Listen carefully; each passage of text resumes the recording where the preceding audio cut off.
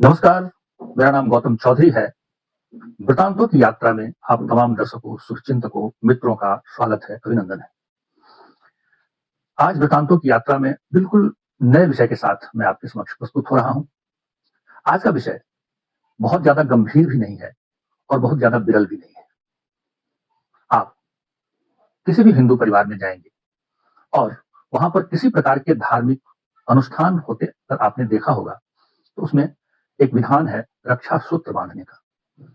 वह रक्षा सूत्र यह इस संकल्प के साथ बाँधा जाता है कि यह सुरक्षा सूत्र बिल्कुल ही आपकी सुरक्षा के लिए, आपकी रक्षा के लिए हर समय प्रयत्नशील रहेगा। वह एक कच्चा धागा होता है, लेकिन संकल्प के साथ बाँधा जाता है और ऐसी मान्यता है कि जिसके साथ वह रक्षा सूत्र बाँधा जाता है, वह हर कार्य में विजय प्राप्त करता है। कल्पना है, एक धारणा है, उसका एक मंत्र भी है। कभी-कभी पुरोहित अपने मन में बुदबुदाते हैं, स्पष्ट नहीं बोलते हैं और कभी-कभी वो उस पूरे मंत्र का उच्चारण करते हैं। मंत्र है, येन बद्धो बलिराजा दानवेन्द्रो महाबलः तेन त्वां बन्धनामि रक्षे माचल माचल। इसका अर्थ ये है कि रक्षा सूत्र मैं वही रक्षा सूत्र आपके हाथ में बांध रहा हूं जो भगवती लक्ष्मी ने महाराजा बलि को बांधा था। और जिस प्रकार महाराजा बलि को अमरता प्राप्त है, उसी प्रकार हे रक्षा सूत्र, आप रक्षा के लिए कृत संकल्पित रहें और अविचल न हो। तो यह रक्षा सूत्र बांधने की परंपरा बहुत पुरानी है। इसके साथ दो कथाएं प्रचलित है। एक कथा वैष्णव संप्रदाय में कहीं सुनाई जाती है। बताया जाता है कि श्रीमद् भागवत पुराण में भी ये कथा है। स्कंद पुराण के बारे में भी बताया जाता है कि उसमें भी इस कथा का वर्णन है। भविष्य पुराण के बारे में भी बताया जाता है कि इस कथा का वर्णन है।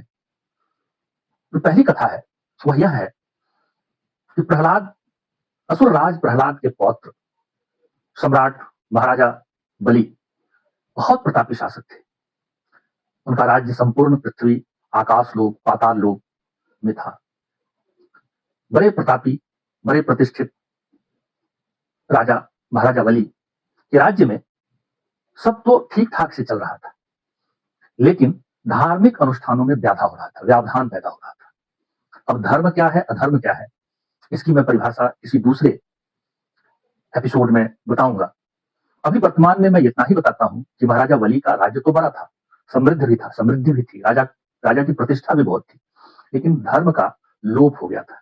उस धर्म की स्थापना के लिए भगवान विष्णु वामन का रूप धारण करके, एक छोटे से ब्राह्मण का रूप धारण करके और राजा बलि के सामने प्रकट होते हैं और उनसे कहते हैं कि हे महाराजा बलि, आप तो दानवीर हैं, दान देने में महारत हासिल है आपको, तो मुझे थोड़ा सा दान दीजिए।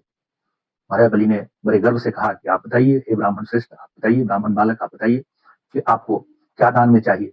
हालांकि उनके ठीक बगल में खड़े शुक्राचार्य जी ने कहा कि नहीं नहीं, ये विष्णु है, इससे सावधान रहिए। लेकिन गर्व से वो उन्मत्त राजा ने कहा कि आप जो दान मांगेंगे मैं वह दूंगा।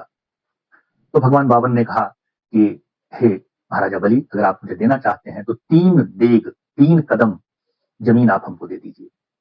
महाराजा बलि ने कहा बस, कहा कि हाँ बस, कहा कि ठीक है, आप नाप लीजिए।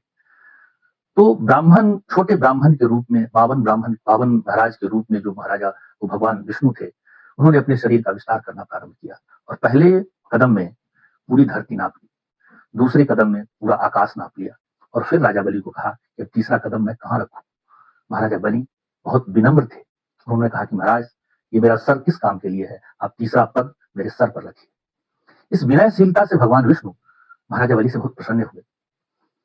तब महाराजा बलि ने भगवान विष्णु से कहा कि हे भगवान, अब मेरा स्थान क्या होना चाहिए। तो भगवान ने कहा कि आपका स्थान पाताल लोक में है, शूतल में है, आप वहां जाइए और वहां आप शांति से राज कीजिए।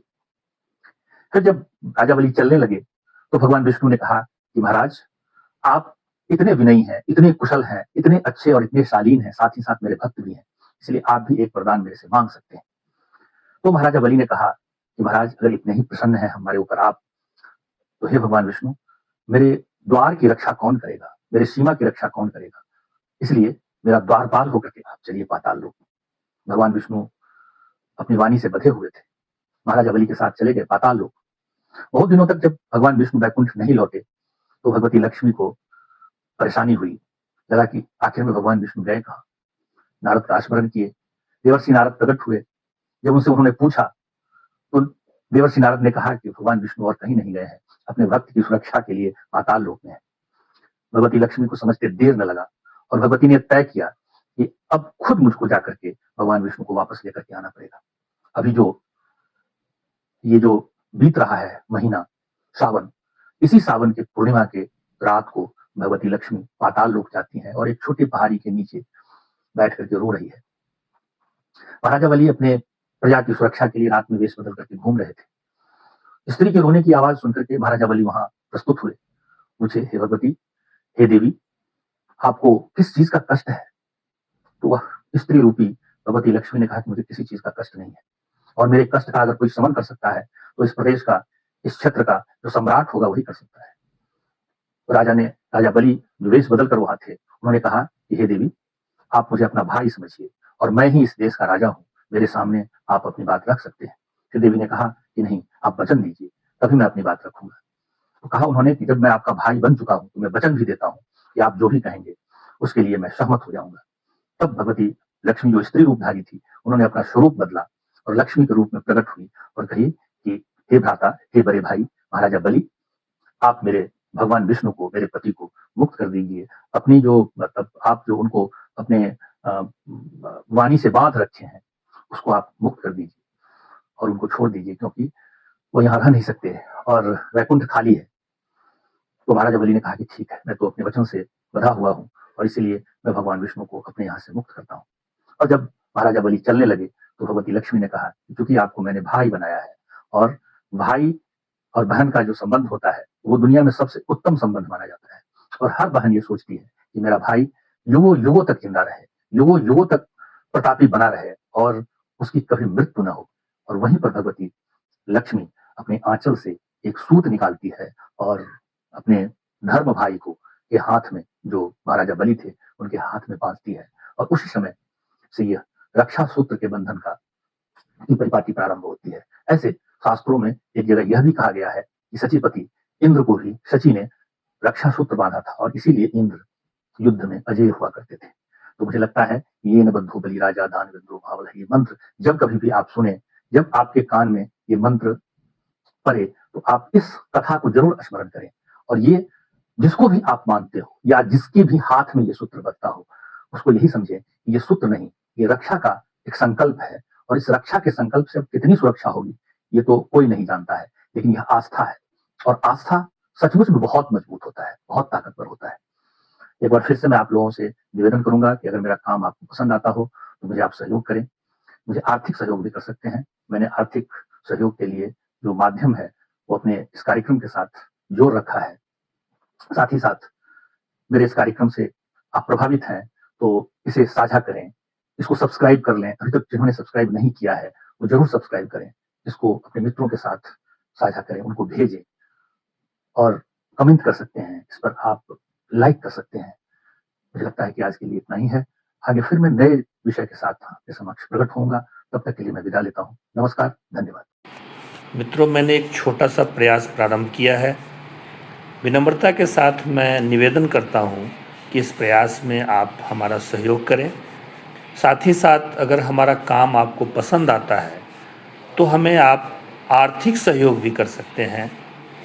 इसके लिए हमने अपना जो आर्थिक सहयोग करने का जो साधन है, बैंक का जो QR कोड होता है, QR स्कैनर होता है, ये मैंने इसके साथ अपने इस कार्यक्रम के साथ मैंने अटैच कर दिया है।